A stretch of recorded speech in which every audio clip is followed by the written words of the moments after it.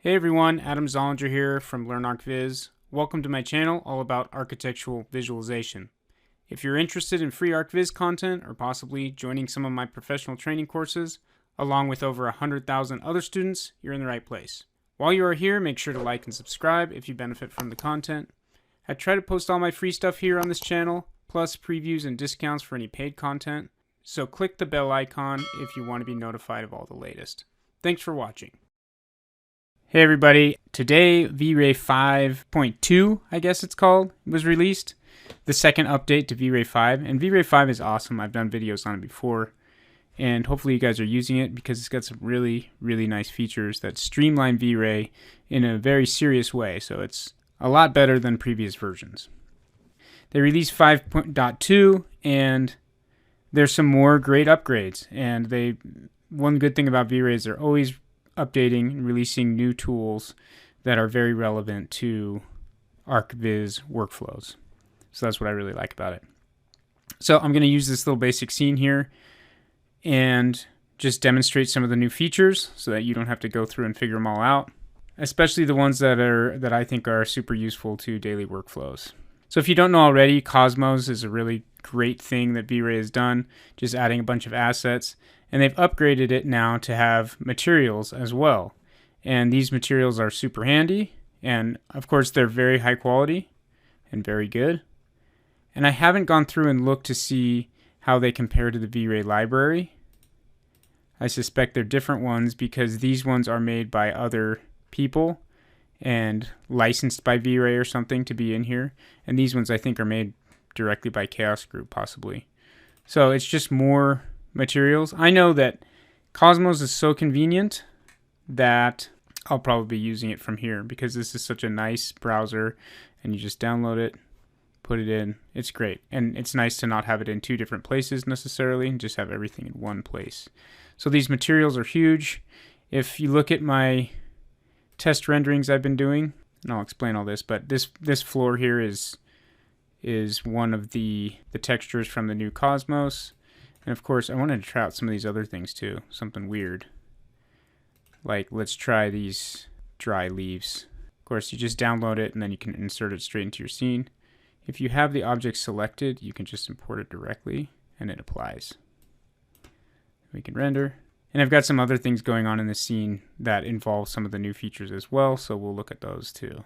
Okay, so this is a VRay map or VRay texture that doesn't have, I mean, leaves aren't going to work well unless maybe if you use displacement, but really leaves should be modeled. But from far away, this would be a great texture, obviously. Let's put it back to my nice wood floor I had. But that is there for you to use. Again, awesome upgrades because they're just making it so much easier and more streamlined and giving you all this great content essentially for free with purchase of the core software. Put this cool parquet floor in there and we'll leave it. So, of course, there's other things in here. I mean, this chair is from Cosmos. This telescope, this lighting is from Cosmos. And I've just dragged it and dropped it in. So there's lighting. And this isn't new for the new version. They had this in the last version. But there is new assets added, and there is a bunch of materials added. One thing that I'm using in this scene is the HDRI Studio. A studio HDRI, which is really cool, and that's just lighting the scene as if it was lit like a photographer's studio. Super handy, super nice. So I don't know what all the new assets are, but it says something like over 200 new assets added to Cosmos, which I think is huge. And the whole new section of materials, which is great. Okay, so there's some upgrades to the VRay frame buffer as well. Let's look in here. So let me just render again. So the upgrade that they're touting in here is the blur and sharpen capabilities, which, you know, it's pretty self-explanatory. That's nice to have. And I really like the new frame buffer for VRay 5. I've said before how much I love the light mix. And I'm using it here to just do different things. So the pendant, I've turned it up to 5. The environment, let's see, the studio, turned it down. Or turned it up to 2. Studio could go down to 1 maybe. Anyway, you've seen the light mix before. That's awesome. The new thing is the sharpen blur. And all you have to do is, I think this was here automatically, and you just have to turn it on, calculate sharpen blur. And you can sharpen it a certain amount if you're looking here. So sharpening. Now this is not something I'd like to burn in, so I wouldn't want to necessarily do it here in the frame buffer and save it out, because then it's kind of permanent. In Photoshop you can, of course, do a raw image and then do blurring and sharpening in there. But again, in the VRay frame buffer, it's nice to have the capabilities to really maybe preview what you want to do in Photoshop, or sometimes you might want to just burn it in and do a quick post-processing in here and not even have to take it into Photoshop. So this is a nice thing to have. And it works similar to other sharpening tools that you may have or be used to.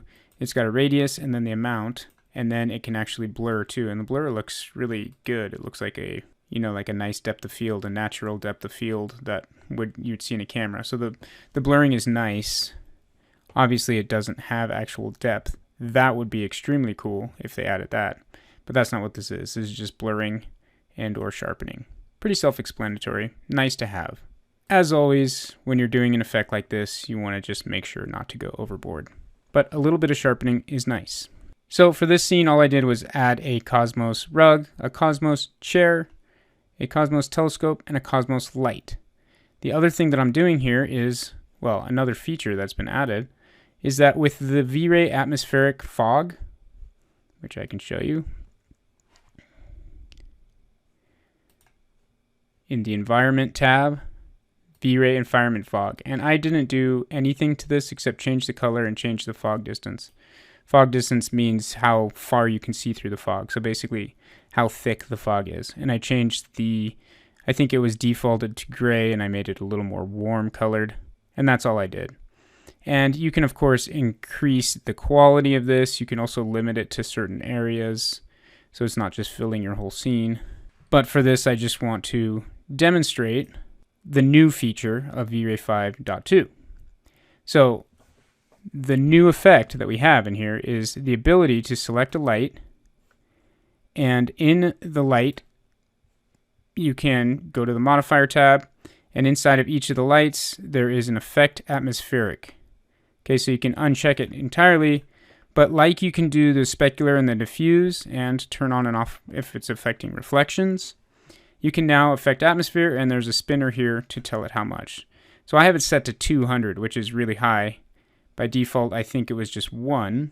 Okay, so you can see how much of the atmosphere is picking up. It's not a very foggy scene, but up here by the light, it looks very foggy. If we were to do a rendering like this, and then turn it down, we'll say to 10 and render again. So everything over here will be at 10. This is still at 200.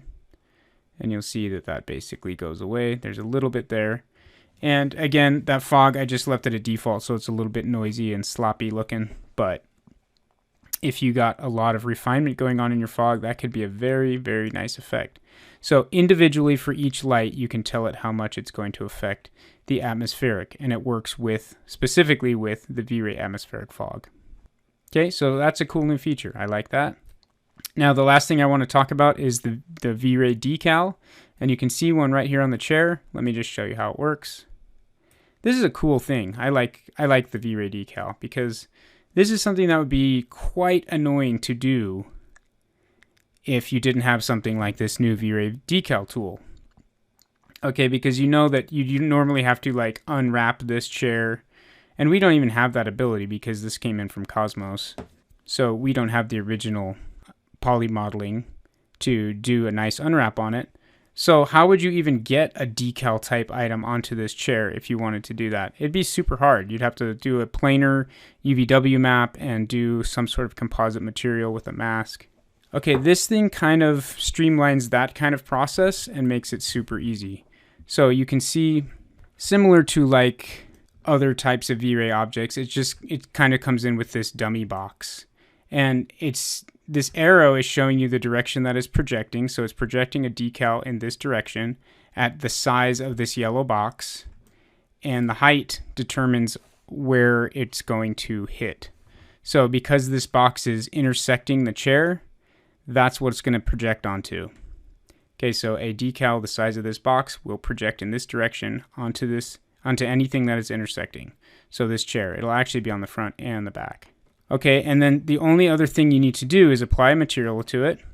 So I made this self-illuminated VRay material, and I put a mask on it, which is just a VRay bitmap, which I instanced over here, like this. And I put the VRay logo in there and inverted it so that it is a proper mask. Okay, so that is the mask that's right here. You can exclude objects from it, just like a override material type thing.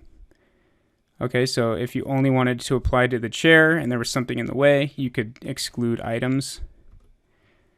But that's really all there is to it. If I render this, well, I don't even need to render it. It's right there. That's what the chair looks like with the decal on it. I can make that any material, and I can use any mask I want. Let's turn off the blurring and sharpening. Okay, that's pretty sweet. I mean, that makes a very nice streamlined process for adding little decals to chairs. Now, if I change the size of it like this, it's going to stretch out my mask, and you'll see what happens. Okay. So really straightforward, really simple, really easy. Hopefully that helps you guys. You don't have to figure it out now. That's how the VRay decal works. Pretty cool. So those are the features I like of VRay 5.2. I think these are all really nice things. I especially love that they're adding to Cosmos and giving us all these really, really high quality materials. I mean, that streamlines my workflow so much. And I still have to make a lot of custom things, but for probably 80% of the stuff I'm doing on a daily basis, I can just use a lot of these materials and objects and things like that and just fill out my scenes. And if nothing else, it gives you something to kind of stage your scene with and then get more feedback, and then maybe you'll have to do custom things later, but it just makes things faster and easier, and it's so nice to be able to have that nice browser and just drag things in. Okay, and then a lot of these other things are just adding mood and things to your scene, this atmospheric stuff, very cool. The sharpening and blurring, I will typically save that for Photoshop, but it is nice that it's here. The decal, super cool. That can add a lot to a scene and very easily.